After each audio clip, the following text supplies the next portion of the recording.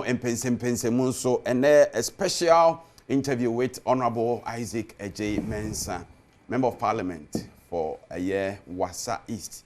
Watana akonwana so Mpensenpensen. Yeah, fourth time now Bekoi. Exactly. That's right. HSA Neman for Ajino Atum Sanse Okwabato so including dear Odino. Ano Eddie. Canene Wasa Mpoho Wasa East and Ichemu.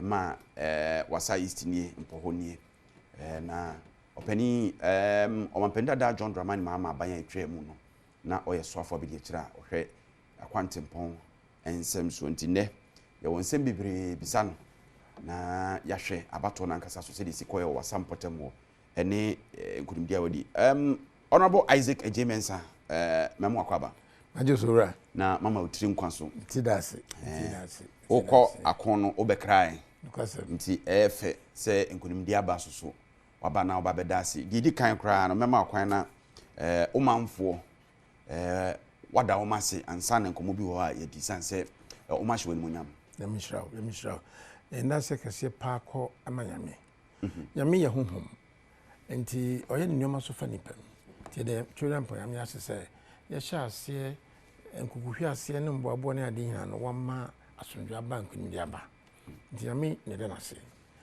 Ba nipa so a medical da President John Dramani mama so and the busiase. Medo was say na nyame na se de bemu a nyame atumi amana kwanja bio so o mahwega na so wo nyama bibremu. President mama no mama kwanja na me deputy minister for roads na breso.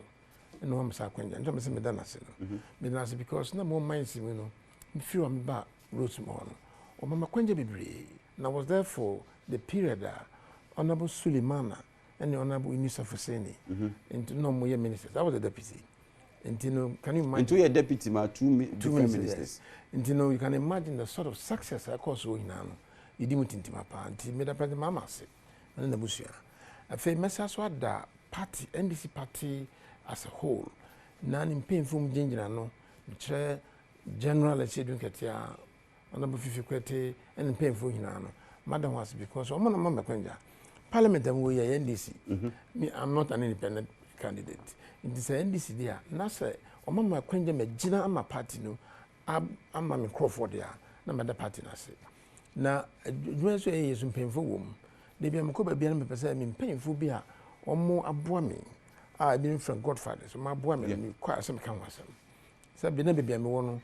Obi na Jimmy or me bar politics in the party. Even though I'm a kid at those times, na CDRs, near them, national service woman.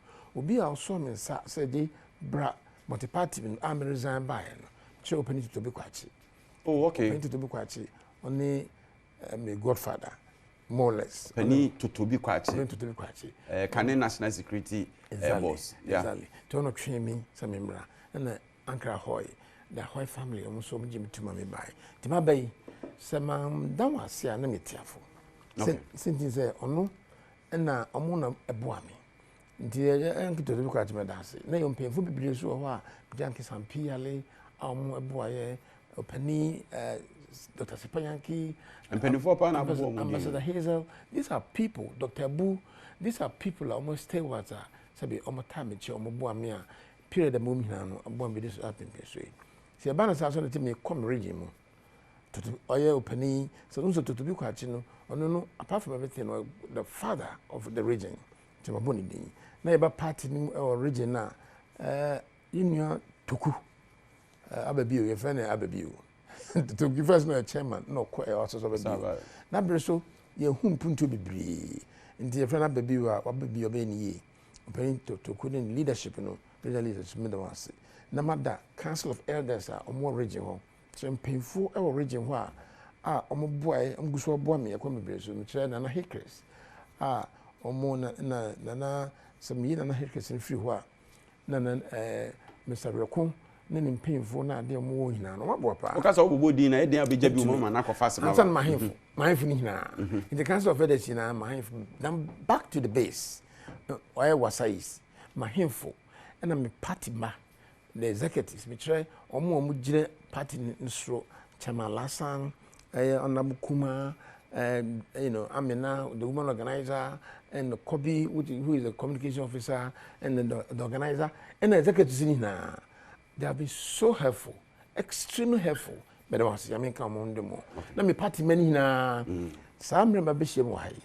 But then was say, Omukum, Omuboy, my Mpensenpensenmu baby. Ah, you see that from 2012, resources in Yan, I feel they did cry. I said, margins, no, ABA more. ABA, close to 7,000. Wow. 2012, near a bit over 5,000. And at 2016, about from Kakra, 2018. And I call 2020, so as I rise close to 3,000. Adjei 2024, they are Bemukura, close to 7,000. Until when you're Jumadin, I'm a party man, and every place, everywhere, we virtually won every branch.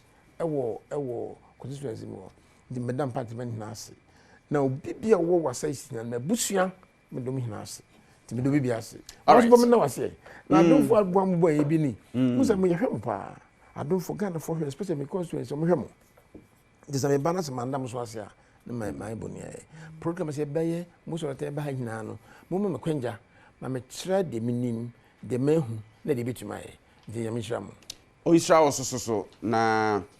My young share, Western region. Western region, and Casa proper now, your Western North. Western region, I feel more than more NDC as a party ball. They are more expecting an answer about a surprise. The question me, the Juma, and paying for no, open to be quite you, Jinano, or your godfather, now regional leadership, not to Kuni, Nano. Now you expect to say, you may be power. Personally, honestly, me feel say na this is a broso, your mama na broso. Because na me expect say you be to close and say person you winning na until you be. To be very honest with you, na you feel say you be to me winning that much. But say you need so much we na send the Miami. All right. Say uhwemu a to borrow 2482 abebio na se mo kan ye. A common brepa na Ghana for the Twaba. And among for were huge expectations of the new government. Banyami Adom 7 January, BTK office. Me sure say mu wini wie ye kura no pressure na sha se farmers ho. Sabia mu take power no mpo. My ready say boshe na mo share no. Na nye for political power no mum. Ne mum mo be ye delivery ama Ghana ni bia na come atọ ne yam say they were expecting no. I'm sure. No me fa we show Western Region can we. Western Region there was 17 constituencies. Na 17 constituencies na ye di 8. 8 you. Into we 7 ya jaka ho. So you were 15 2 NDC 15 MPP 2. Even Takrade na afia na ye lose marginally no. Say hwemi ye mpo abetu agye na kan. So overwhelming. Na pani nyame ayebi. In your mind, this year, if you know, so represent Mama, I am so many, so customers of God. You be I mean, or there. You're missing the scene.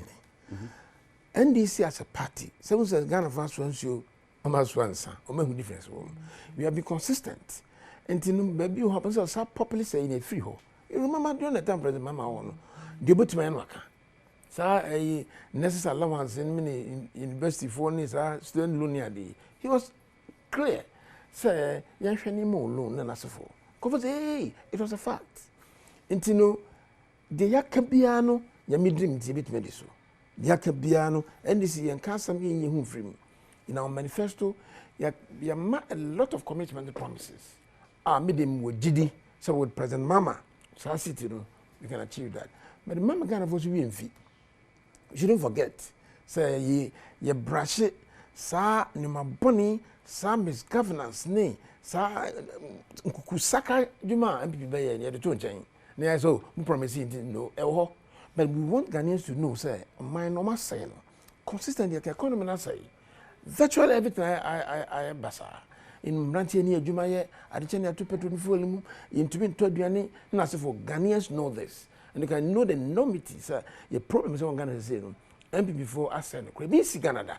Sa Ghana ye Ghana free abro for some of the mind kwame kuma so sa bebrese sa ho kire sa ohia ya ai wo Ghana ye hu bi da nti ye hia obi a nyame ne sawo no so te say president mama ye de tumi a ne say to do it na me ka sha me nimiam de kan bia say be bia no nyame ma kwan or the academy mama yen bi says on be den put money ska. This is a huge commitment. This, for instance, this 10 billion, I think I can answer. So the big push. If you say nobody is can win, obi bia owo wiase mu a nyame onse nyame no bo wiase. O ye ne dia. Onim say so wo de akoma pa, wo de buo, wo de anidie, na wo de kore wo de adwuma be ya ma wo. Nti me de me wodidi say nyame nankasa be kire. Say nyoma e ka se be bia no yetuma ye. Can you imagine the parliament? What would the difference wo? Nyame na yo. Nti na kwanja president mama benyem po say so obi tutu na nemu a akwanya ne mra no ni na nyame ebie kwan so ama no say we to take majority yenya nti medium wo gidi medium wo da so say de ka bia president mama committee no bia no oyini say free meda nyame nankasa ba makwanja no na wa yiri nyina ena me say mama yiwe mfi say adwuma na e ho no so nti na say na mete emu na boso mbayi oyi ti say MP before ba acha okay one district, one factory, one maybe breed, na for Kakasa de, to Ghana for the buy. Oh, but no, dear. The economy was good, everything was fine. Then, oh, yeah. Yan didn't say, I be that. The Ghana for him say, oh, my sell man, into my tunes over family, you know. Into no, mean per se, a banner say, oh, because on Baba yet, because on Bay say, into Mungo yay. Ghanaians should know, say, in as much as your committee and who say, Bayano. Baby, baby, Biano, President will be a new. Na Ghana for nakasa bem sampa be be yakonu yakoni ti be mo diro nyame me nyame be kan ho nyame be dum yen nyame nakasa na dum no be dum president mama nimdie na ode ma no asase as president mama ya hwe na chi yehu say san papa ni ya demonstrate wa batum no obi bem sampa na obegidin so ensida obegidin president mama begidin wo Ghana ha mo bi say yes wagidin bi ma be bi ko ye ne compare but him say ufra brofo abreso ba kwame kuma abreso about President Rollins Abriso, Bawumia Abriso, Bibia Yebi, no so to President Mama. No, unfortunately, Adjei Adom champion in Brisbane, Akwanja baby ho, Sika Bell men Nasifono. Nanka, Nanke, Sanka Omo ye no Papa Cribia, Nkanka Babwa. Now, Yamina so Odinaba. What's say, or in year, Gazaki Yamin from President Mama maybe. Imagine say Omo ye no many ye to say there, ye did ja one or ye ni yankani, but all said no. I'm a man at this upon something you decide to me, I'm a president, Mama. Me, they can have share me, you Christian, me elder of the Church of Pentecost, your dear Midi. We are elder. Yes, your dear Midi, papa. Say, President Mama, never buy no. Equa. You me not in a bad at the right time. In the man will be who's a President Mama, and you know President Mama who know a different person. You me no soon, I'm what you know. Look at Joshua. And I said to me, Moses or the moon. If you penny, I made a man. The baby began a corner, no baby and fish and question. Did ya can manifest on piano, me Adjei Mensah Mojidi, President Mama, and this bay, near Bay and ye, or resetting Ghana. You're resetting Ghana. I don't know, be them tell say, so resetting Ghana. No, you're resetting Ghana. And it just say, and you phone, was it, what is that two phone? Now, just you mean BBF, so absent BBF. Oh, so how sabi. Payokia, you know, say, Fontaine, you must say. I saw the person, yes, the same, yes, next year, Mukina. Because ya ba benumda president mama uni baby o de gan see ansa na o free mu ase baby akokodo yi so ka so reset no a ya reset no na yakọ echi na baby ade papa na ade ye na mo se no yakofa ne ni ahwe ne ani yi na esiesie no eno na mo gidi se president mama baye onim se obenya gidie obi mu na ya na eden nemum se nipa ne gidie be free mu so ya de kitoa bi na be ma gidie ne afiri mu se gidie agana fo enya no ekwa be na mbe fa so mo be bo ho ban san se die ekomode no ugina ekom ne so koto aba ohwe ne mu se mo abai obinya aduane adi die woni adwuma a ugina no so e de koto aba no no se mo abai obinya adwuma ye die na kwan nye a ugina so de koto aba no se mo abai mo bai na kwan die na adwuma eguo esan dollar ene economy no nsensem no ohwe ne mu driver ni a petrol ne spare parts ekunu no onim se niam abesisa sa niam we nyina agidi a amanfo na nya enu nti ogina so dia to aba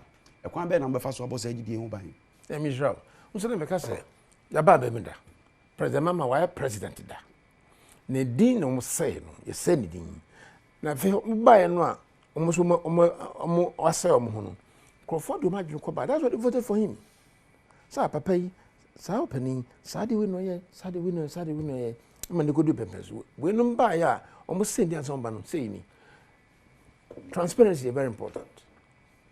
Now you be communicate at any particular point in time. You are transparent. You communicate to the people out to man, and that transparency and communication now as about communicating. Mama for important. Santi, such transition committee no so.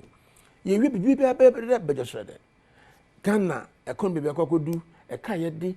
Everybody will know. Say about to your committee who say be boss abraway. It mo member mo. Ne said man. Gidi say you can man for him say baby akoko di ni o. The church mu bibi ehu. Sa no ma we na pese ye. Ya ho odi ni. Every Ghanaian will understand the issue of communication and the issue of transparency. Because we president said the one who brasier or the who brasier na be na djuma. The one no if you know is you kata je bia ni baby a obama bibi ehu. Say yeah ba no. Ya ba ba mi da. Na ye hwese na nyema se no a. You can say be say say ni abetu ye. Honestly, ye hu the baba to just say sa transition na you mu wi na hwe no ma say hu say economy no Ghana de woni o. De be ma obi bia ehu akwala o panyin obi bia ehu say de ekoni. Ba honorable mi ntwa no sa de beto ye de wo mu ni ne ho keka ho no. Most of some information no eda bontin that then ebi wo kra no na mu gina so amode ye campaign magana for say asemesi sika say afa ne nsa asemesi ade se dum akoye ne ho ne keka ho. Enti I hope say enkonkoye an avenue say ye faso aba ma excuses instead of solution. Ye feel say problem ni nie asemesi ne betimi asolve into omra me solve na fe onu mu mbeba no na oba abema ye excuses. Na beti sada mo say Nana Akufo Addo ne mpi dia Ghana for tuma omo no and say omo ka kasesem asem de e ba beti fuel so acid no be ade into no Ghana for na one na wote wo say one district $1 million one inje ho omo ka saka no mbu man da Dr. Bawumia no mbu man da enti no kweka trada ma Ghana for gidi ya de hye won san wo hu de akwakosi mfia wotwe ni Adjei Mensah de particular me consul me hu ade papa yomaye no apart from kasede ni ade yanya de papa bia so president mama so I be da ko fu na djuma ye mo so kusko e na Ghana for hia hu say sa na ye no kware. This is a man, a vision leader. The other person de ekosi no o mama no kwan waba. He is never, and then this is not going to disappoint Ghanaians. In the answer, a man of course, Kofu ehu. But you best dua. You best dua say, the ya can ya de na ni o. Because also be anim. And Kofu ni we details no. Yes, a punch no sabi owu a no hu ni tintin. Nti ye be hu o tintin. Ye be maka na fo hina hu. Nana Akufo Addo na ban ni president mama Bawumia na ban. Omo tise omo tintin da kwa kosi. Se maka na fo hina na meka communication no. Nti ye maka na fo hina hu a transparency any o way uko hospital so we area uka wa sam che doctor na ansa doctor na prescribe drama na so wan ka bede no hu say de ye be hu yare na wo complete because e be ko mara no ni ade scan ni ade hu ni na ani so Ghanaians will know exactly the problem is wo nti your prescription na you can't say ne be no for what you know Ghanaians go to us propose hey san say na te dia fasa kwa we so fasa kwa na me so minim obi pia o de suggestion papa bia beba ane ade no president mama say leader beja to Ghana ye ni baby akọ ye ni baby akọ ye mayani nti no medium wo nisom mo gidi nyamim say papa na we no president mama we ni kwa wo say anytime bia me ba you remember me bana me ka rose one sama me ka with confidence because me mind you me na bof na yaduma I've worked in an industry multinational industry systems na nyoma ewo so me be mun tum say this is a man out human by. You know, in the road sector, I have been coming out, churning out, bringing details and data. I mean, him, standards will be an him. This is a man who didn't cheer. To say, you not be disappointed. Into me with Didi. And I said, I can't get you. Now, we are born, we are sitting on another. President Mama, you're not about. Okay. Nyamena de naba na o beka Rose ho asem ne bekoso e conversation mpacho afi na de fidi na to a Adom TV Badwam Mpensenpensenmu enie na Honorable Adjei Mensah kane so afa bi de kira no hwe akwantempon ensem so no ye mrahye bidwade de momamfo wasa east abato mpesua so na ye no edi enkomo ya to aba wo kira ne na awotwe pepepe ya to aba ne wieye within 16 hours and various political parties more systems some of the tabulations and calculations in the coalition as at 11 p.m. of 7th December no kwa na enema ni ye clear as to why na win, but ya na nyina we will always rely on the Electoral Commission emfa ho ne your systems ne nioma egu ho just not to say be ya die bia e be wi akire kwa kofa ha wo de abenti no ene ye wunya kora na hu se ha na de ne kwa na se wo twɛn the Electoral Commission about the toto ho edemu afan ndemu a protest bi ho no ma watwe just 16 hours after say your ND polls no the main contender vice president Dr. Adjei Mensah Bawumia-Akufo Addo concede defeat obo mampani dada abasoma ne tiri nkwa ne honkeka ho nti eba asa no yinim say easy tension across the country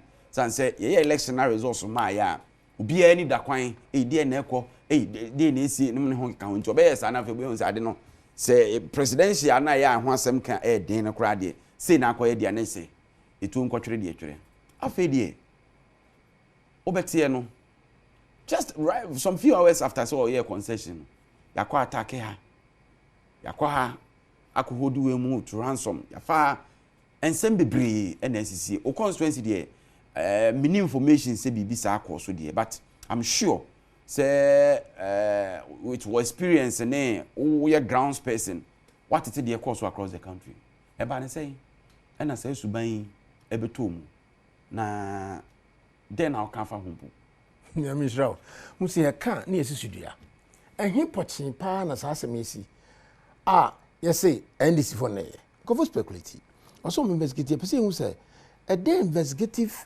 results na say NDC for na so you see MPP for what party in that case na opese o chese nye NDC supporters and say no what I'm saying say about you want to be careful and MPP have been in power for 8 years. All the government machinery apparatus, you know, sir, a friend of more boys did you make the national security baby. Baby, Yami na a year, and my friends are Chairman with me. Also, a man on much and same baby, Yami or the Papayaba.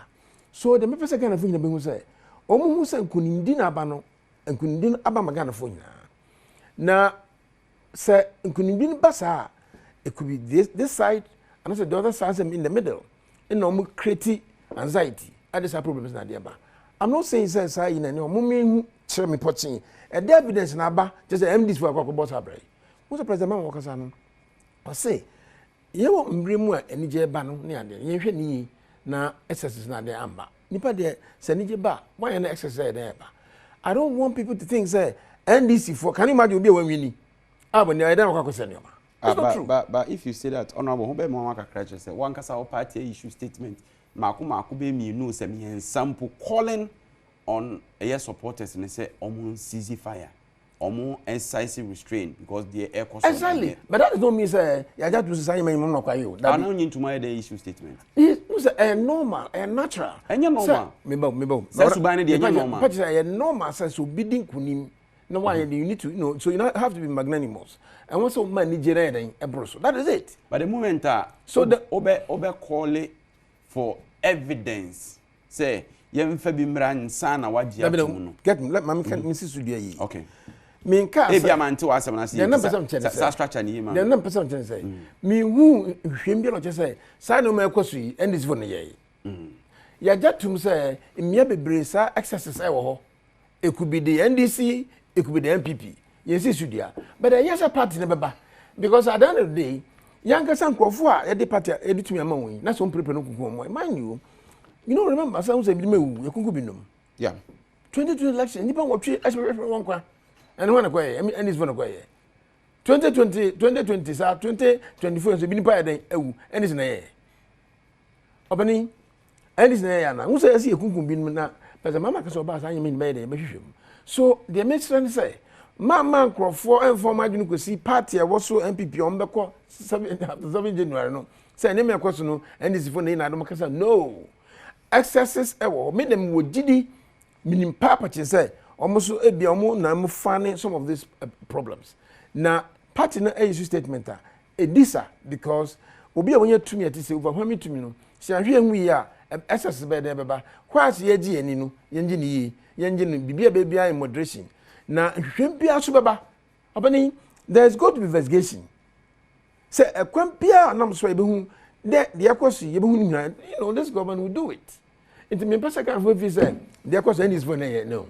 I don't want that to be, I want the support to say there's evidence say so ask me see why.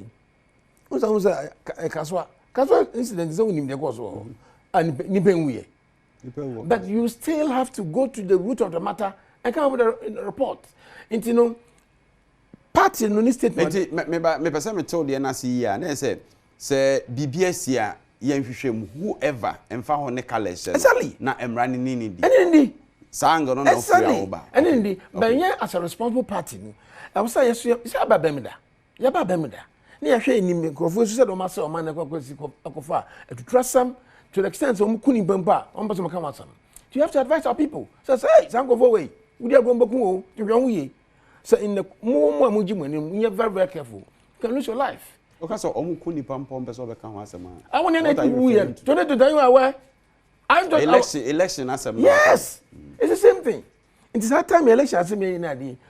That is the reason why party no we issue statement say yakro from here omuye. Na SSS na don manko for wuji wani no. You know say normally go vote. Ya bro. Into ya bre papa my way. Hey, abebe say bebe. Into ya me aduna say e first ya wini a. Wo nkwala so ka say any mucho boss. Say na me pa pa after some. Because we abra o purchase. Say na oba parliament. Ya bre papa. I will live life bibia come on. No, abebe say we. Can you imagine some constituents na ehia dodo yi e kan bia na so we paninti. Say sabi ya branya bobi. So that say. But obi no bre. Can you imagine pensioner? Why ejuma na brabo hina no. Na say you say haircut to say and it's difficult to be skemba ko to ade emre. Obre. Nti then that's one of the man youth no. Abranti wa show brase. Obi wa sum ga no. Wa sum ga why na kokora. Why ejuma, why service na ka say genuine service. Eteta am so ko ansanka. Ayebre. Mo say abre. Nyame no de papa ya ba. President Mama Gana fo nyina ya misra mo. Mo amutu pungum MPP4, me dem say MPP4 na to pa. Mami poka tem say, Adjei, esa manfo nyina batu bi, me so thank you. Wo no wani. Pani o. I say abosum na manfo nyina batu bi. The president we drive it to go. And you know, me case so dey but meaning say why analysis of the results is our pendada mama figures are onya 2020 is almost the same. It's be 200,000, 100,000 be na ebe kan. MPP di enum na swat be 2 million and over. So the point why analysis? Or that say me the end of the difference no. You can mom to you. You can mom to na no. Say on the face of it no you can't figures no. So are you saying say MPP4 nanto? Say say no person share there. Say MPP4 nanto no man some jejeje. It tells you say party nankasa no. Party nankasa no. Nankasa jejeje. Exactly. So if you are saying say basa statistics way MPP4 nanto there, it means say MPP4 nankasa. It's not just about say MPP4 nanto because MPP4 registered members our party no omu 4 million. What you say? Nti bia obi a nanka otoma wo mu ono no say nipa no ntimi friend MPP ni I don't know so what them me ba na ebi on the middle yes no na omukofo because no political parties mu nipa nkasa am wo say we mu ye members no I don't think so across the country no kro mbabro 3 million MPP4 nanto the case omo tuti MPP4 omo man to MPP4 that's what I can and this is go to you. And this is for the obi agoto communal level. Yakoya communal level. And this is for here communal level. Until me that and this ni bi ase. Every NDC member should be congratulated. So that's not that Ghana ni bi ase. Exactly. Because obi action ni in action whether you like it or not contributed to President Mohammed's victory. Yes. Said the one kwankoto no so bi on for say nipa we me kotoma na emwa me ntia ne me nkonkoto. Say nipa na contribute to the victory of course. MPP ni na one koto no. MPP is okututia ye do bi ase. That's what I'm saying. Okay. But the point is that there's every evidence to show say NDC ni bi akoto yi. NDC for me say aba we na communal labor. You can't say say President Mama say communal labor konkoto. Look, Obama constituency krasi yi om hia pie. Mu we refie mu ko frefren ko fo mo mbe. Krasi abirwa so ankonko fa abirwa no. A villager you na akokora na abirwa. Eso pepe bi kakra bi so ma mo. E den de pe ma no. Omo ba wo. Just also be me fa no nko. O hono am obi ahwe. De na mo de ma wo. NDC for your ahio, NDC for na motivation. Then go to the man. One Muniska, you've been in opposition for several years. I don't go man. People no more willing to boot as a kind sika and chine and nam. Oh, constituency on. I gonna have baby. Are you not aware? And chine and nam now mu yan kwan. Almost on kwan kwendi. Say Christ never went to nam. That's what they did. Then the evidence no. They say I say not unkai. They say movie I say not to. And the young grass in there. MPP for the winter boot, fertilizers, sika no as for. And I be saying nam in China didn't coastal areas no more nam in China I didn't moyadi. But at the end of the day, almost to TI. Medium MPP for na to TI pa. MPP for go to TI. Omo manko no mu to TI and me sure. Because who a party mu na wakuma hina wum na so pen for di intro omo perform. You have to act. The member ko to TI. E fan so omo ye too sure what me go because me ho.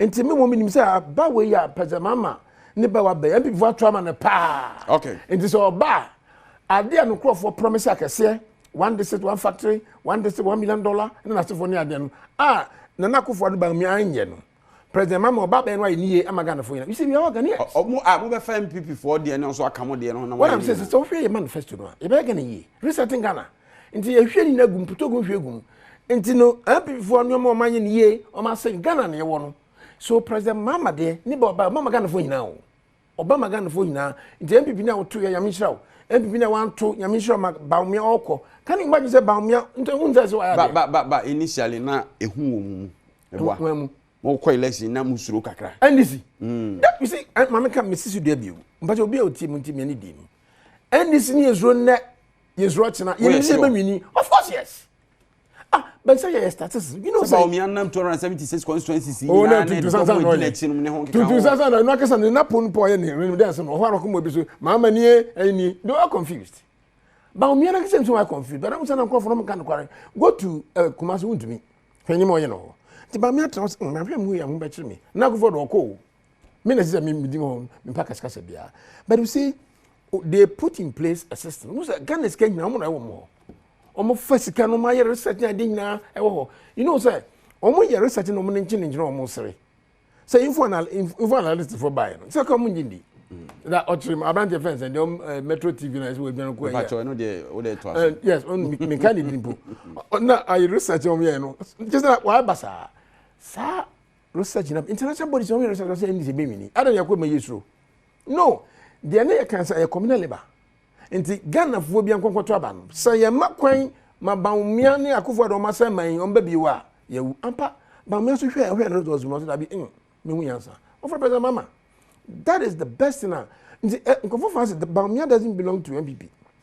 because sa MPP culture no when this so MPP culture na dey tintima hey and who said that Alpha say obi for Frank or Majin to Muntemsa. The point is that it's our vice president for 8 years. 8 good years. When we require ni be wom. Into no source and by. We say also apart from the party and don't want it. Oba hwe mu yi. So watch ya. Na general secretary kan obi abotoboto. And Bawumia was emphatic. O say o pass me. So chimchon so kakra violence be si. Na why am adwen say mo beko. And go for. Say you know oni wo. NDC no am adwen say bibi kitwa ya mo beko. NDC kan for no beko amen. And this the unim na one move opposition that awo ye we opposition you handicap nyame na bofo na hwen and can you imagine before no more yeah those times someone they judge crowd na kwagobo no na hwe sa na security for microphone na be ye na hwe wi o sa no marketing kete ye na Ghana for hu say even MPP for na hu say no kwasem papa yanto ma no so me dia MPP ni yesuro na yesuro kira nyame de ye na hyensa asofo ka Bawumia ne na potekiti no amumu hu kwan bia so na post obi a wa start here we adantia yi we dey si ho se be yi no start o ka attack kwano kroma wa bra wankasa so na po amwa eye MPP and MPP for sampa amel meka MPP for wankasa sampa so oboa yo wa mbo om jejereje yen de nyamya ya dom ma ya ba power pezama ma genuine about you because na man for compare na po any prof Gina no po kwa especially omumie no aye ministers of education on hon. How can you compare Opoku to Mami way? That's what I'm Ghana for none young kind of quarantine. No, yeah. How could you compare Professor Jane to Napo? What is the comparison? Tell me. Mami way our bon bra or a professor when track record, Papa B. International body bomb and a present Mama fan. Who's the second dose of fan? And a mamma so, Mamma Fine, that's all. Sasa, Babem, Mubato. Napo. Na po na ngasa sasa o sasa no bombo straight away bombo no bombo sa o to bomb sabi fan fo bu baby me kan ani sabi I say peta when you saw the end. I man kasim gum. Pete. Ah, when you saw the end. I man kasim gum. Go by that. I man kasim one repeat. But say peta when you saw I man kasim gum no so. Into peta and someone in your phone where they say, "Oh, by you." Okay. And to the person just say, "I am Sabanaba." How do you compare Napo to Jane? Bizarre. Do you think that Jane, Professor Jane? Papa, Napo is an accomplished politician, a member of parliament. I'm going for place. Chairman, I'm going for place. That's as I'm finding here. Ah, maybe I'm people who can buy. No, na Papa Bawumia lose. Me that's a me can be. Na po Bawumia. No, I'm boy. Do be a do aba. Obi a do aba say we be reanimate. Na so oba na lose. I'm Bawumia lose. Oba mu wini ye. Bawumia wini. MPP for wini otom. Ba omuni pa de buy. Na po no no Bawumia lose. Bawumia so kan mo kasa lose kama. Nsa Bawumia na kasa no nti waji tu mitem no. O man kasa o me failure o. MPP for him na cosmetic. Na yemi na na se. Una transfer be hu.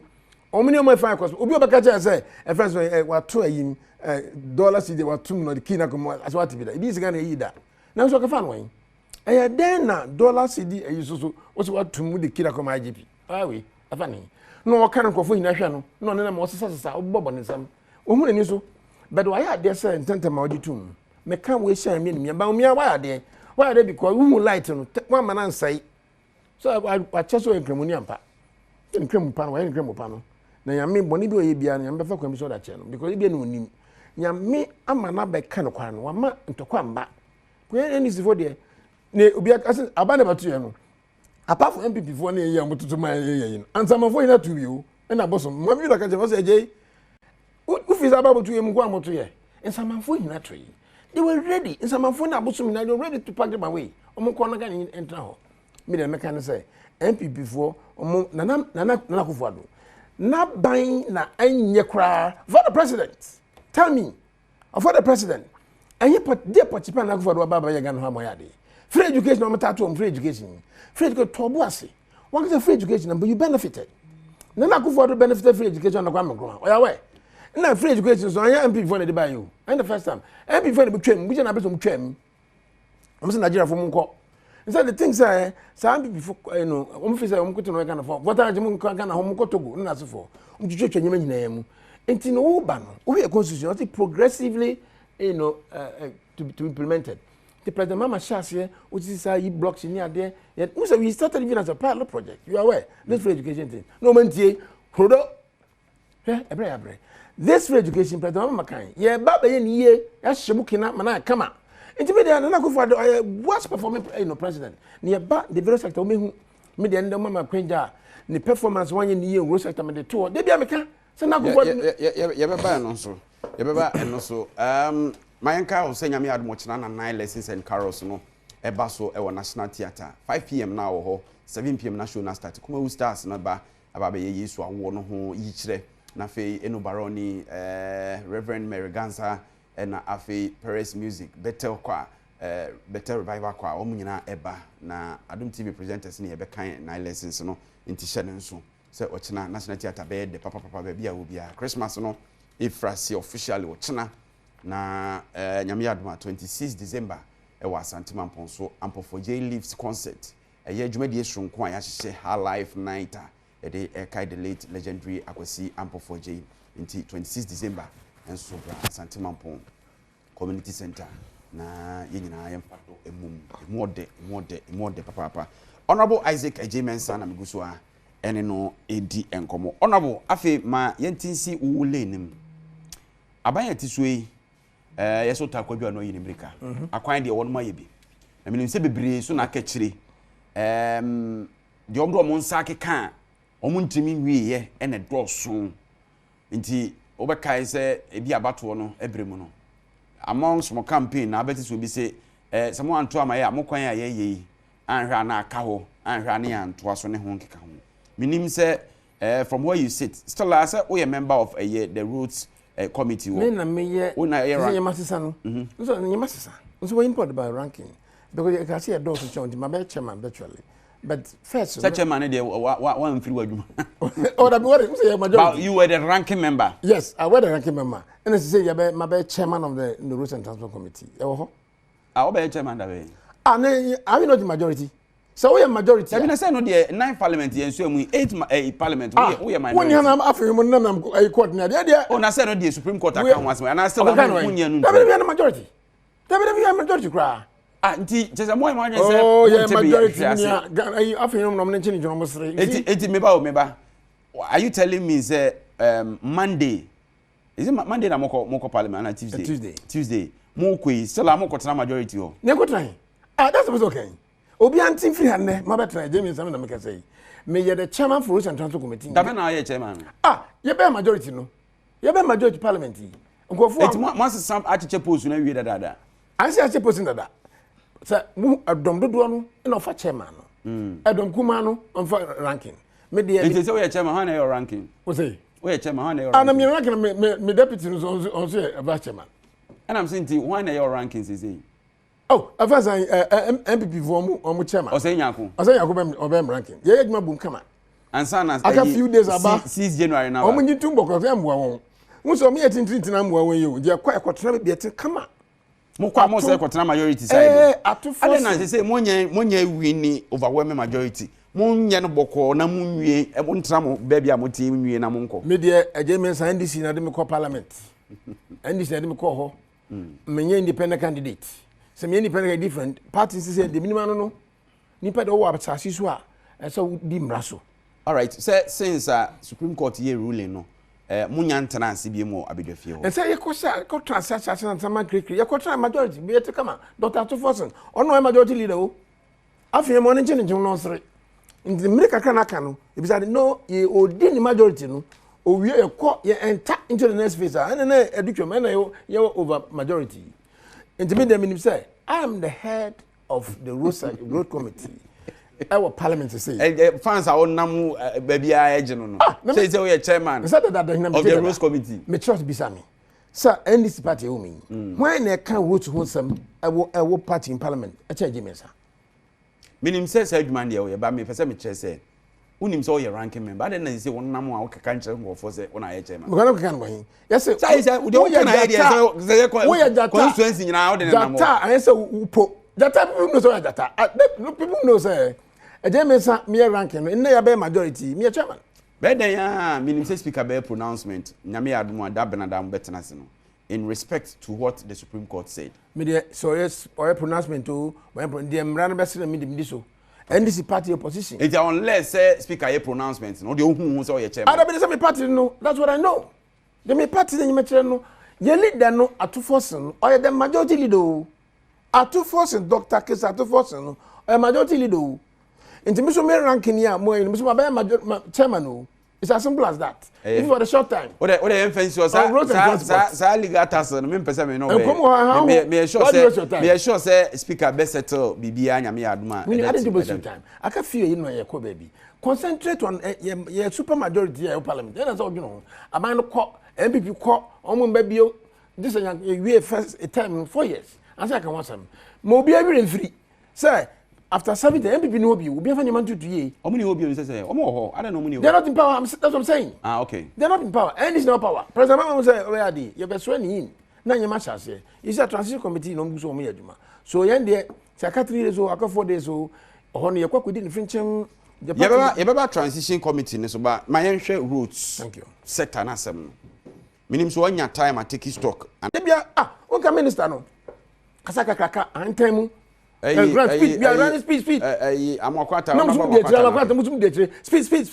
Speed. You are not with speed. Only groma. Okay, speed is am mukopim santa yanyehu. Ne kwewe tunpo no told you this cabrand we twem. You see these are people but honorable when you talk like this. It's just like to say who free power as deputy minister no we no kasa kwan amusmo ye bibrebe no. I'll be consistent. Meba. We be kasa kwan amusmo ye bibrebe ne o green book no but enye real ne ni ho. No, it's not true. Meba.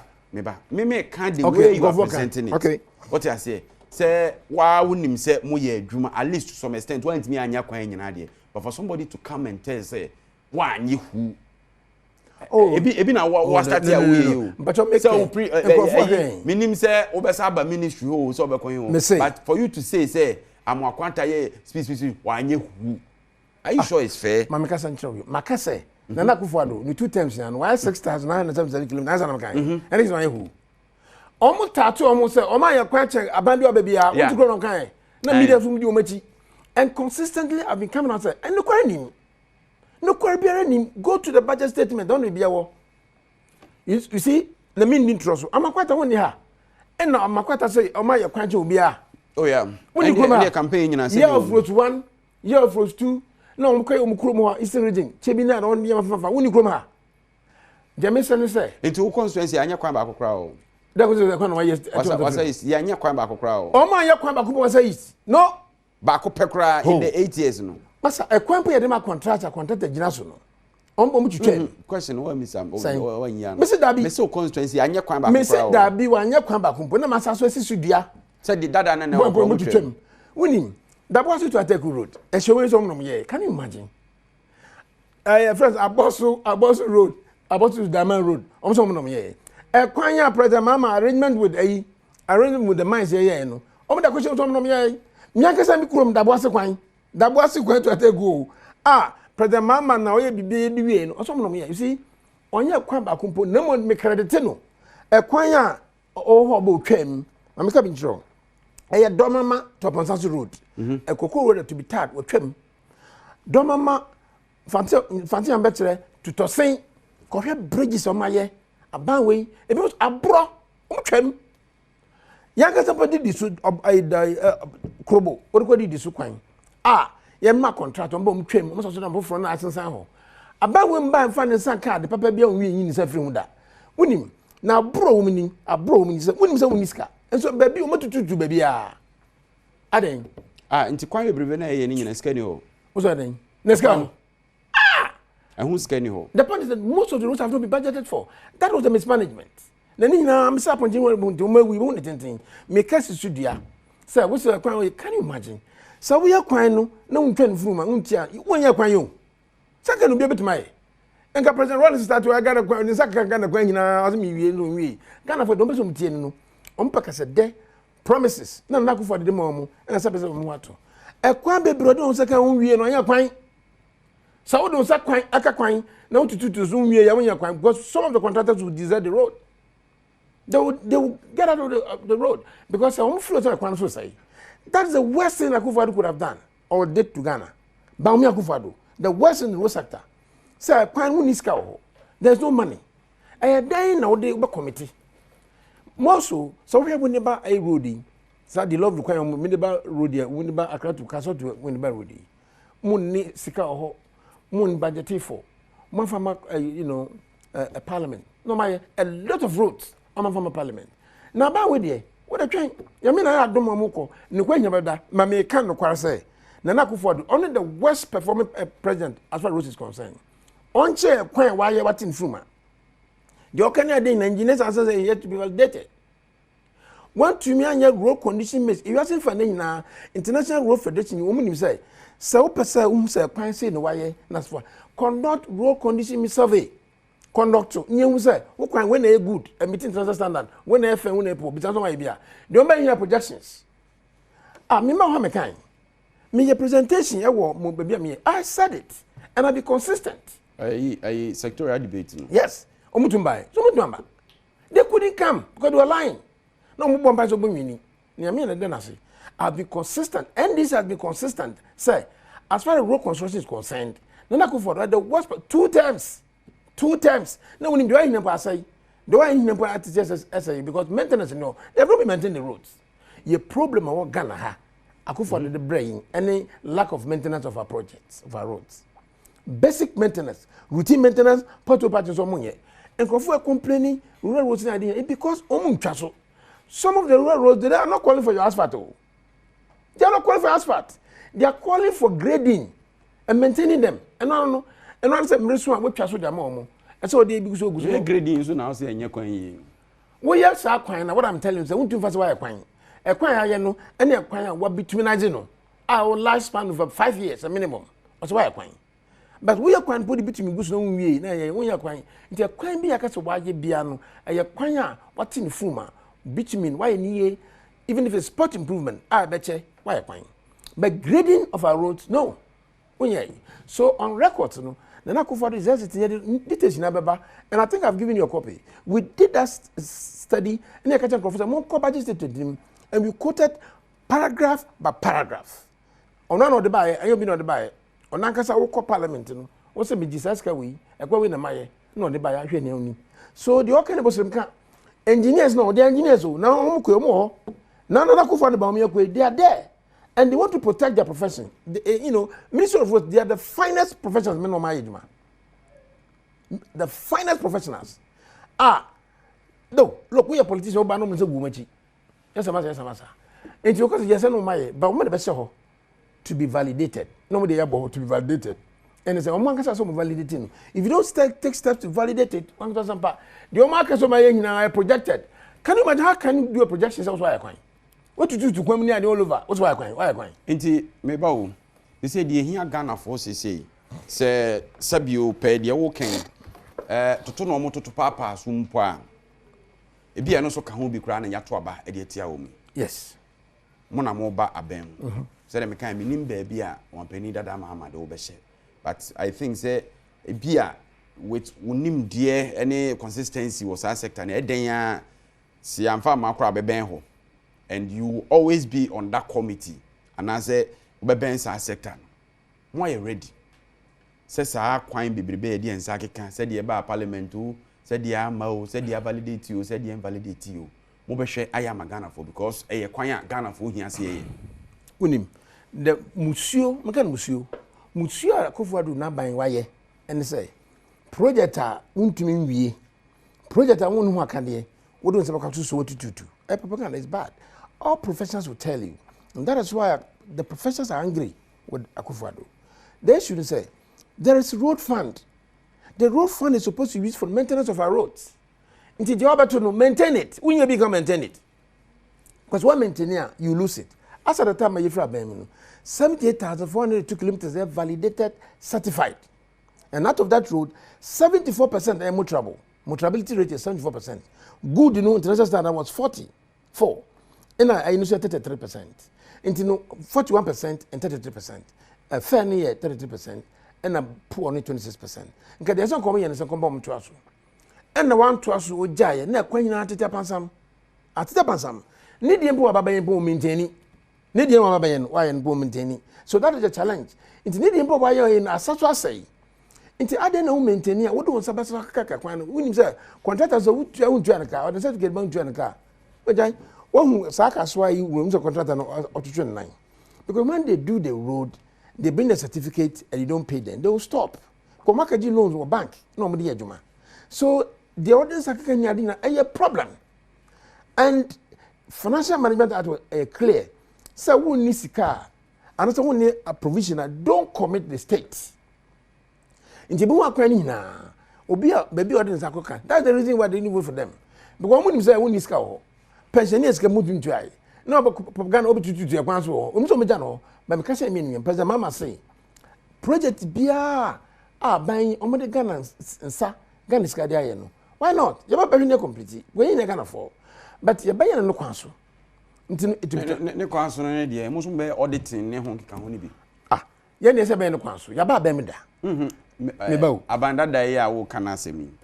Or no, Kukurus near the old train near auditing. Oh, my, yeah, we actually not can. Thank you. Yeah, say. Yet auditing could have been a more purpose and obeying. Auditing is different. They are not a serious government. Government one was spent $10 million to also buy forensic and don't money. Yeah, it is how. Yeah, but all sectors. Sir, auditing, if it is forensic, we do it. Near whom picture in your clear.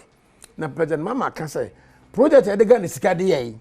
He will make sure, say, what do you do?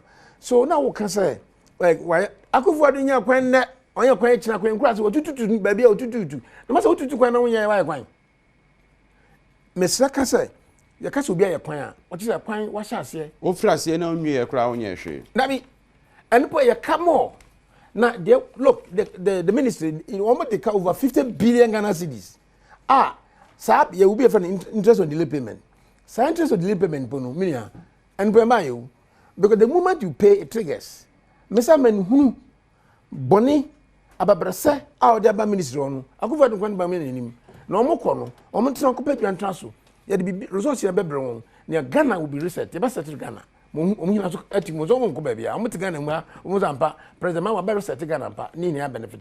Ye ni ba bia ko. Aya ne mbo. Ba me ka mo bibie hu say. President Mama ni vision no e wo road sector no e retwam. But before ko say more records no. Before jam aban mu no 74% of our roads was motorable. 74%. A bill maintenance rate na 56%. As of September 2024 no, na maintenance at say about 42%. It tells you say yakwa hina den atita bantam say. Intino urban roads, feeder roads and highways and some motorability there. But if you are saying for na no, if you me say you ka kwan wasem a proportion of roads maintained and like ampa we yakwa moduma. A bill sa road condition mix survey no and it say yes we so juma ampa. And so the size of the road network I know na just had 3 main areas. So we ho adwuma na just ampa we di kwan e ampa. Umba osire mu. Unko bo osire se ba me bobo ni sire mu nkofo hu amanto ama wo no. Udi ni kwan because anywhere they will come, the engineers will come. And so on and so forth. So for me, as far as road area is concerned, Nana Akufo ni assassin of community in me, ye ni uka so call me ni ampa because they fed him with that information. Ye be any ye musa no kware. Why ya kwan in his credit on the budget a woman for the ban 6,977 kilometers. Ye call first quarter 2025 I didn't kwan ya we conduct road condition survey. We will conduct a road condition survey and validate it. Near Magana for you say this is the state of our road. They are good, they are fair, they are poor. We will do that. Bet me I promise say a contractor for I need almost one year. Sika kem some be pay omo and I'm be to on time. And that's okay. Never contractor come with the amount. You know about it be who. Mo kwaye mama mo contract some money mo contract. Okay, they say abembu. They know. The merchant say me bout you. What kind of contract? Say you know you say sika ni ho a contractor force you dey omo ka wo hu the amount credit omo because say 50 billion huh? Over 50 billion. Over 50 and billion. And then you obi a contractor with you obi. There interest of development for that change 50 billion no. Cocoa roads could 21 billion. Cocoa roads alone 21 billion. And now ba GOG one so is 50 billion. And interest on delay payment is from buy. Now what kind of contractors for hina? Mini contractors for hina ya kwa de be hu records no. Say no kware you know. Na Ghana ni o Ghana ni ba. O contractor. Now the adwuma man no offer compare the man. Ade untuanka. Ade no untuanka. Ade.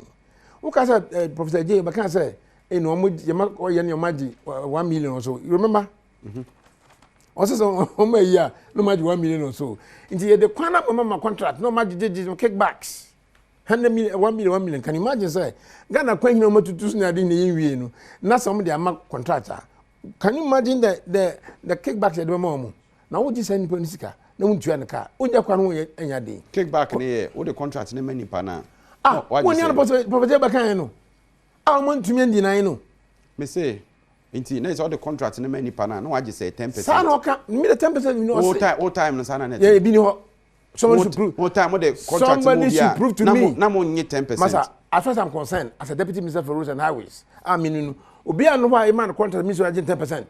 Obi betre. Ebi ana onye substantive minister nti wo ehunu. But I'm for assume that say yema obi contract at 10% in the eden we see. Ekrofo kan, I wrote nkwan, Ekrofo kan say those Akufo na ban mu, ye je ni ade, ukwu president. Na say mo time na ntisa. But as far as I know. Nti say e wo ho say ya mo ba ban mu yi, mo ba be yi sa ade na free ho. Say yema obi contract na 10%. Ene ya membo pa wo. Yen ndisi ya membo no ye track record ho.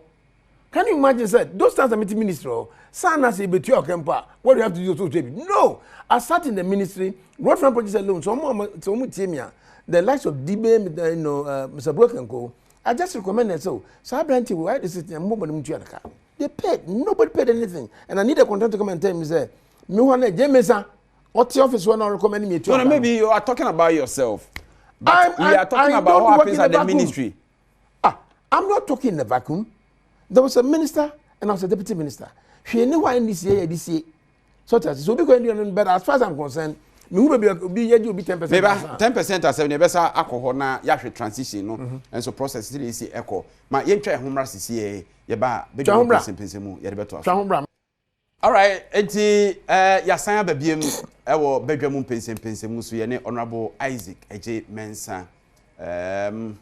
oye emrahye dwani de moment for wasa east o masan enye no mugidie asoma ne se on samra emrahye dwan fie in the 9th parliament we be in the 4th time our represent omo na dwuma penti no maso ne mu onya ade ankomo to abeti andadaada na ban mu so wadi deputy minister for roads and highways fie 9 abeye ranking member a ranking member no on why and say 8 years and say 4 years ranking there's sapiro abuja no your ranking okay okay chief whip no and na yedo I was a deputy ranking okay nti yedi enkomo bebre na yakwan mu nsem ba e honom no abo ho ya ye din age se odutu so ma ho de wo odutu kwan honorable sa your friend say pokuase ensawom kwan in your estimation minim say e ho contract 7 na nim ho bibia time be na hwe a betimi awie.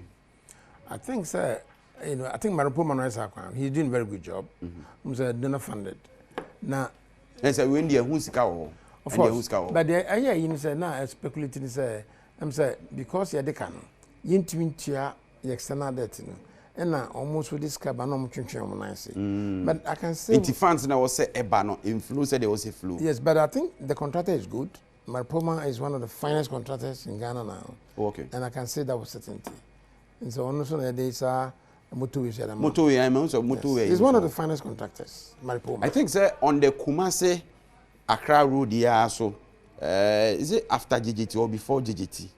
In fin baby na say no more year repair works bi ho. And okra me hu say na nkrofo na ho. And na ma traffic bi aba Kumasi Accra Road no so bebre. He's one of the finest contractors now. The likes of him, the likes of Jesmo, the likes of Fair Sky. Shop, I think Shop also, yes, Shop, they're doing well. And it is not a matter to say NDC MPP. They do their work diligently. And only local contractors. They're local contractors. But you see, the irony of it is that, particularly Maripo, I don't know all this. I mean, Jesmo also. Our high external workers. I'm our first patriot. Yeah. So we your kind also your friend say Maripoma. Me hu ne mail na ma say our church ogunika. Me hu say wa fa China for bi ne ade a wo nyina ono mo ye adwuma. Initially me hu I thought say it was a Chinese company. Until say me hu say omo ye local contractors. And the Portuguese, I've seen Portuguese European guys so many ye adwuma. You see, ebi one second contract no contracted a sublet. He does it. No form as consultants as the engineers and all those. Of course, they be obey sublet be near there. But major in action Ali is good, just like just small, and Memphis is one of the contractors. The one finest contractors I mean who say Memphis is just everywhere. And me who will be about Memphis whether MPP or NDC, they are the finest at the no in the council we are no council. And in the region there we have also Kingsburg. These are good contractors. I think say going forward when you resource them, and only idea na me baso say you local contractors. At least anye bibi kura say they wo chire say Nanado Ababe the worst performing president will lose one kan anye bibi kura no local contractors with so much take center stage of adwuma kakra na ekoso no ekwan ben na modi local contractors ebefa so ade ba ko ya ne say we local contractor o to get even capital to start construction no enye easy and your banks any omu rate any the mode of payment omu sika ne tike ma na say adwuma no ugu no a ne say adwuma no bebre omo for the up because of sika ye ntua mo in time no ne ho keka na interest aswalo sika ni nyina then special arrangements na mo behwe ni be na mo de ba behwe local contractors especially local contractors under Muhammad's administration was better than now. Oh sir, of course yes. Maripo Mama Tam no, just one Mama Tam no, Kingsburg no, Memphis, Mama Tam no, Yusuya, First Sky. You see, except that they've endeared themselves to this government. Now there's businessmen now but I say with certainty that it's the First Sky they're doing wonderfully well. Into things eba sa mo blacklist o man as we say contractor bi as aban ne management na say yeah say politicians mo adwum me ba o boya mo adwum so say dey osi onya nwuma dey otum say o MPP ni say dey osi nya nwuma nda NDC dey otum so NDC say am wo sa de no NDC is not like that because the time my MPP for buy blacklisted contractors be say into your cap for a long time. Or then I don't have the records now, but we got to know when you left to say you're complaining. A farm po akasa we chiri usro when you But you see, they make a woman mom. Ya person no Kofi Job and go. Ya person no more. And Kofi Job, your shop no near the na some minimum said no First Sky, ya person or ye juma wonderful jobs in Volta region. Kofi Job, Yemen Ejuma, Jasmore, Yemen Ejuma, Memphis, Yemen Ejuma, Maripoma. These are organized and professional contractors. They are apart from that, your minor ones or our mabem for. All I'm saying is a kwanya President Mama Nabreso, you manage local contractors. No, sa kwana so no. And you see, when you support local contractors, there's no capital flight. Can you imagine Juma Edama, Maripoma, and they just won't come almost go outside. That's a so would the Juma a GOG. That's what I know. Our contract now is over $150 million, right? I'm not too sure, but I know say 250 million. Exactly. Exactly. If you woman Japan says foreign an adona funded na says Kenya na local contractor and someone. M1 balance books no exactly. Exchange rate money ade. Maripoma money for instance they donor funded. In most donor funded projects like this, they will bring their contractor. So that's but almost BD no winning and that tells you say he's competent. Yeah. And China for instance somebody be a brewer almost say take part. Yeah, so when you see Chinese companies working around, it's probably because funding so that's it. But the likes of China Railways, 5 and Co, they are also doing well. Look, you're almost the funding no matter and they do decent job. So back to this local contractors, I support local contractors. I think that local capacity building is important, and they will give employment to people. Imagine that China for Brunei tomatoes but a local contractor like your mama boom, the First Skies, the Maripoma, the Small and Kings Park, the Memphis, they are local contractors. And the money is here. Always can go baby. All they do is say, enhance financial capacity. So as for that one, I can assure you it's a new thing. And President Mama is known for this. You have Mekaya Bresso and a Just Small Company Limited. And a President Mama Shenikena, Batakradia, and Tankofo, bypass in the major asphalt valley and other projects in the country. Our encouraging, our teams are just more picked up big time during the time of President Mama. And not even the time of Kufo, as people thought, because we're a local Asante person. No, President Mama developed across board. The northern sector, no, Yusuya was one of the biggest contractors, during our time, and many more. So I think the local contractors is the key, because it's kind of better, when you give those GOG projects to external guys, they send the money away.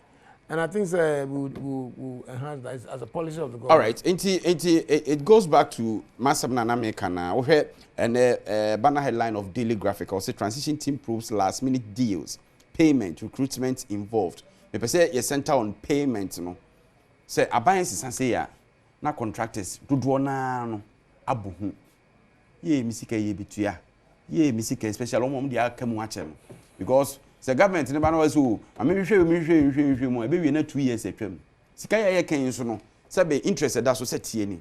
Timfie mienu ne hwe mo abaye de o kai say eden ye obetua na mom ni bremu no na kwa fast maba. How are you going to manage payment? Matisa just recently for the past 2-3 days is kabia omatua to contractors no. Na no na beba adan. Who are queen just so utua. I don't want to. At a time another government ban. No person coffers in your and it's so bad. But you see, is it bad to pay a year contractors Adom? Let me chance say, I didn't na sa volume no man earlier on. Na sa time ya we free abemino a wo ko na we sa. Esa na say adwin boni bi wom. Is it because say open say we empty coffers no? My ban no nya hwan say saying. But the Argonians, you too okay. But the quantity fast you to the volume no. Because they be barakata say bi wom. So why? Why the rush? We Ghana go baby Ghana wa. Sure. Until this government is known, I'm talking about Mama's administration, is known as you track contractors. Yeah, breso. In a President Kufo Addo, you could be supposed to say the Until as for we and our contractors, because you see, if you pay contractors, it trickle down. Sikawukrum. Yes. So your papa said, "What you papa." Ghana and Koi Ghana, I don't want to make it means we wish to say if you track and one kick back in for. and so on. And this government is known for that. Professor Adjei can say. Mutia sana musumunye bitafe. Bitafe one. Me near Baba bemu mutia contractors ka munye bitafe. Oh masa, there say we adwuma na we adwuma. We you adwuma. You don't think about say contractor no any right. Just to tuanaka. And it's a we understand that sometimes some contractors have to pay before they are paid. And then no, and because see, I don't know when I become so we are quenja. No, dear domain. Nasa, I saw you to me when Bob Crawford one yet. Now, do you see to work as a nominee? And you know, you are Jumano. Do the right thing, pay him, don't intimidate him, don't molest him, and so on. So, Nakasa, what you are calling the Jumano, so persuade me more Nakasa Sampa. But mine, yes, as a condition. Can you imagine? It dovetails into the quality of work. All by watching this car. Okay, fine, regiment now. Nature said, they okay, 10% be as man now okay. And only a juma before say or best at juma 10%. No, we su na ketua mu so no say pibia say di. And say no aboni pana brand so. Say because 10% won okofa ba me church ya bre so me mehu 10% bi sa. Say what? As far as what is say our system. What I'm saying, now, I go for the number so. Hanti na make can say, say di pa no dey adwuma ne ma no 10%. Na eduru so tua na ka so say o say pe mu adidi. Masa, omo me greedy no. Bi person 10%, bi people escalate no. But whether 10% or 25% or whatever, the point is the size can of the amount or the two in so. It's 100 million. 100 million plus 25%. Or need the kakana or you know so to the amount there. Adwuma nko yi. Into a 100-day bloating of contract figures in no. And in addition to that, the person just say one bloatino. Not the other man or the man to genius car. It gets to the core of the job. On any year, ever say. And 10 also they are not out of 5. Not to 5 say. What is can no know within 3 years no flow. Also in Juma until the oba on segunechi. Contractor bia mamu segumuchi. Omo bro mo ho ase. Into what money we are about study work the amount. Into year 20 money making sure say what you and the car the also and why you're not sharing crime no develop. So on the engineer masa. Obat me why you crime baby or one. Baby or free no but my help. So you know we have social responsibility. Into social responsibility I call be year Juma na. Development na cost. Na oje better work cost. Okay. Masa na make na me check now can transition right? But and transition man na me fa we ne kan preko na address in a time no almost up. Or say 4 analysts say the incoming president John Dramani Mahama will need to assemble a solid team capable of addressing the country's economic challenges. It's a muhi solid team person say baby any imagine no. There was just about 1 minute to end. President Mahama, so you know it. And of course, as a mujimu we have the man, Masa, we have the man before normally who are Masa. Many before this abro for the crew. So Masa, no, they were. O Masa fast abro for no. There be some people you are men and this your men that. But back to a day, memma messers one more way na nidim. Ya kai kwa wasam because President Akufo Addo obekono no no my say ubia status no kusi kwanso. What I'm saying now no say records are made about since the past 5 years or 6 years 8 years on by no. The PM out no. No minister has ever challenged him face to face. No minister has ever done that apart from Fuso Yajomiyadi. Again, the former ministers like Anani and all those, they have not come out to dispute it. It means it's true. Can you imagine? So we are doing President Akufo as at the time where it's close to 14,000 kilometers of road. So Nana Akufo Addo says that's why it's and these are people. President Rollins, as at the time where it's over 19,000 kilometers of road. President Mills, the same thing. President Mama, the only person, the only a single 8,180 kilometers. So these are things that we should expect more, right? Of course, yes. But you see, what I'm saying is that never, no minister, either Asenso or either Amapata, another honorable for the time Anani has ever come out to dispute it. It's clean and clear. Honorable Adjei Mensah, mama na wase Najuma oye de onim ho asem papa nti odi ni tisi kwan asem na no ope wa tete wo kra ye beda wase ne ada wasafo ase wan sign de wo ababiem ye fam na say ampofo Adjei ye hwe ba bia obampani ede ne be hye na fei ya bompa ya ta na chairman adwuma so akoso ye da mase ye be se hye biem